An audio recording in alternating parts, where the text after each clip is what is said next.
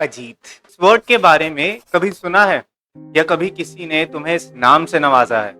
I hope not, क्योंकि ये word कोई तारीफ या ऑनर नहीं है, एक गाली, एक रेशियल गाली।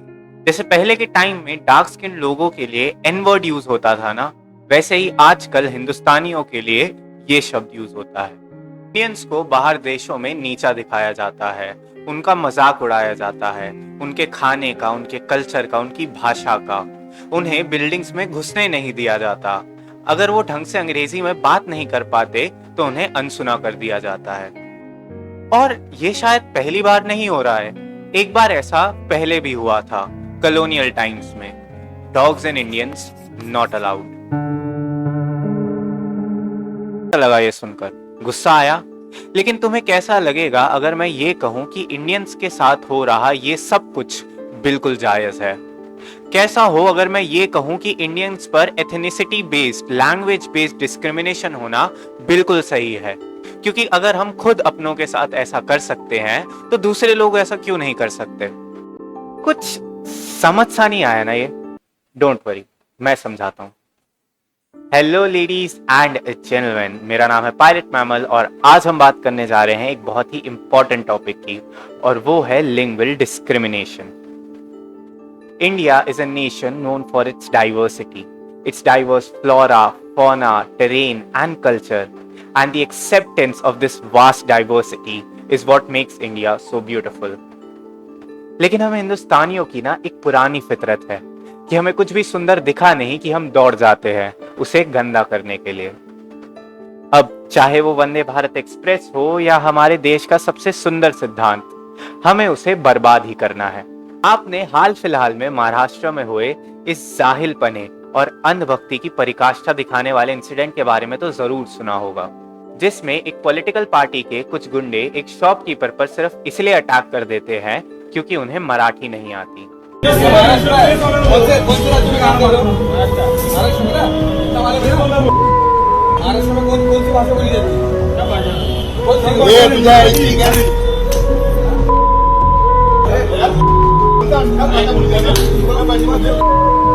अब अगर आपको ये लगता है कि ये अपने जैसा इकलौता इंसिडेंट है, so let me tell you, no. एक डी मार्ट का मैनेजर जो एक नॉर्थ इंडियन है सिर्फ इसलिए हरास किया जाता है क्योंकि वो एक नॉर्थ इंडियन है और उसे मराठी नहीं आती। क्या इतना एटीट्यूड से बात मत करो सर। एटीट्यूड से बात नहीं कर रहा हूँ मैं एटीट्यूड से बात नहीं कर रहा हूँ। क्या बता दो? पहले मराठी बोलता है, फिर हिंदी बोलता है। पता है क्या मैं कौन है? कौन है पता है? मैं मनसे का अध्यक्ष है, मैं नवी मुंबई का। नहीं आता मराठी? क्या नहीं आता है ना? ठीक है, ये बात याद रखूंगा मैं। कान पकड़, कान पकड़, अरे कान पकड़,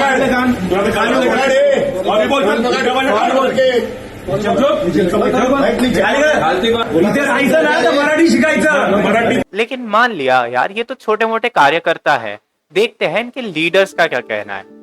अध्यक्ष है मनसे की। मैम आपसे जानना चाहेंगे, आप इसी इलाके में आपका शाखा भी आता है, आपके इलाके में इस प्रकार आपके कार्यकर्ता ने आकर किसी के दुकान में घुसकर उनसे मारपीट की, ये आपको कितने हद तक सही लगता है? जब जब कोई मराठी का अगर आदर नहीं करेगा ना, वो मार खाने ही वाला है।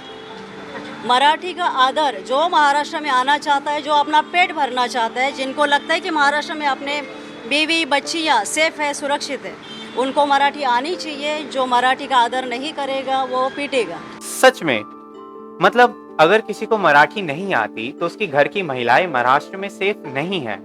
और अगर हम इसी लॉजिक से चलें तो अगर एक महाराष्ट्रियन लड़की किसी और स्टेट में जाती है और उसे उस स्टेट की भाषा नहीं आती तो उसके साथ अगर कुछ गलत होता भी है, so that is completely justified.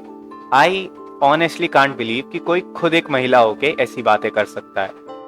अब हो सकता है कि एक लो रैंक लीडर हो, तो ना एक काम करते हैं, एमएनएस पार्टी के लीडर श्री राज ठाकरे जी से ही पूछ लेते हैं। आज ती नाटकं केली तर कानाखाली आवाज काढलाच पाहिजे तुम्ही,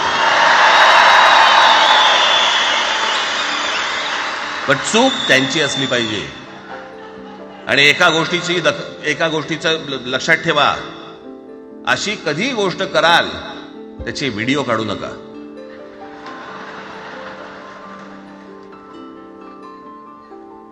आपल्यामध्येच त्यांना कळलं पाहिजे, कळलं का? मारणारा कधी सांगत नसतो, मार खाणारा सांगत असतो मला मारला म्हणून. त्यांना सांगू देत. If you didn't get it, let me tell you. Raj Thackeray ji कह रहे हैं कि अगर आप किसी को इसलिए परेशान करते हैं क्योंकि उन्हें मराठी नहीं आती, तो बस इस बात का ध्यान रखना कि कोई आपका वीडियो ना बना ले. तुम्हें एक बात पता है, हिंदुस्तान में ना ऐसा लिंग्वल डिस्क्रिमिनेशन बिल्कुल भी नया नहीं है. ऐसा सालों से होता आ रहा है. हाँ, महाराष्ट्र में तो नहीं, लेकिन इंडिया की सदर्न स्टेट्स में. तुम्हें पता है, जब इंडिया का कॉन्स्टिट्यूशन बन रहा था और ये डिसाइड हो रहा था कि हिंदी को इंडिया की ऑफिशियल लेजिस्लेचर लैंग्वेज बनाया जाए या ना बनाया जाए, तब जितने भी साउथ इंडियन रिप्रेजेंटेटिव्स थे ना, वो एकजुट हो गए और उन्होंने कहा कि अगर हिंदी को इंडिया की नेशनल लैंग्वेज बनाया जाता है तो ये उनकी मातृभाषाओं की डिसरिस्पेक्ट होगी. और सारे लेजिस्लेचर को हिंदी ओरिएंटेड कर देने का मतलब ये होगा कि सारे साउथ इंडियंस पर हिंदी थोपी जा रही है. और अगर ऐसा हुआ तो जितने भी साउथ इंडियन स्टेट्स है वो हिंदुस्तान से अलग हो जाएंगे. और सिर्फ यही नहीं, आगे के सालों में साउथ इंडियन स्कूल्स में हिंदी पढ़ाने पर भी रोक लगा दी गई. अब ये बात कितनी सही है या कितनी सही नहीं है, ये डिसाइड करने के लिए तुम लोग इनफ समझदार हो. अब ये चीज कितनी सही है या कितनी गलत है, ये डिसीजन लेने के लिए तुम इनफ समझदार हो. But I myself, being a South Indian who was raised in North India, a guy who has experienced both the lifestyles, तुम्हें इतना जरूर बता सकता हूँ that the southern part of India and the northern part of India are completely disconnected with each other due to this very phenomenon. I was born and brought up in Delhi, और दिल्ली ना मेरे दिल के बहुत ज्यादा करीब है. इसलिए नहीं क्योंकि उस जगह से मेरी यादें जुड़ी हुई है या मैं वहां पे पैदा हुआ था, इसलिए क्योंकि दिल्ली में तुम्हें हर तरीके के लोग दिख जाएंगे.